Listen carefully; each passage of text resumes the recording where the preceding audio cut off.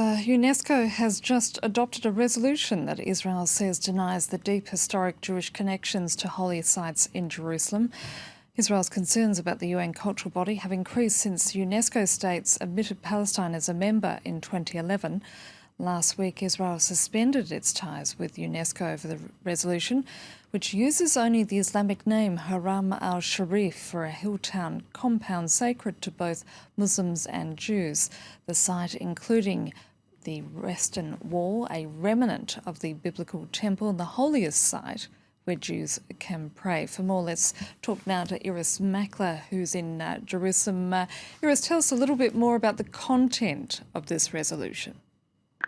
The content of this resolution is the resolution as it was passed by the committee last week. It had to be ratified this week by the executive board, and there was some sense that it might not be, because certainly the Mexican representative to the body changed the vote, and he said he was going to vote against it, which he did, causing some problems back at home for him in Mexico.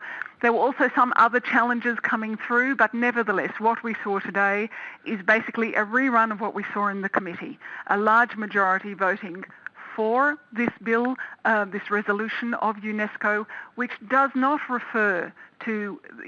use the Jewish name for that holy site, holy to three religions, Jews, Christians and Muslims. It refers to it mostly by its Muslim name in a resolution put forward by Jordanians and Palestinians.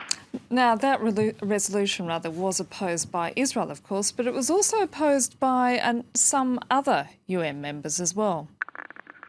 What we saw after the resolution was passed in its committee stage last week was that the head of UNESCO actually, with some dismay it has to be said, made a comment almost immediately saying that to deny or to conceal either the Jewish or the Muslim history undermines the integrity of the site, and the reason that it was given UNESCO protection in the first place is because of that history. So she made her position plain. I have read some reports on the wires that she even received death threats for making that position plain. On Sunday, we saw the UN Secretary-General Ban Ki-moon referring to the site by its Jewish and its Muslim names and making the point that not doing that only taking one side works against peace in the region. But despite the support of the Director of UNESCO and the Director General of the United Nations, we see that the resolution has been passed this afternoon. Iris Mackler reporting there from Jerusalem. Thank you.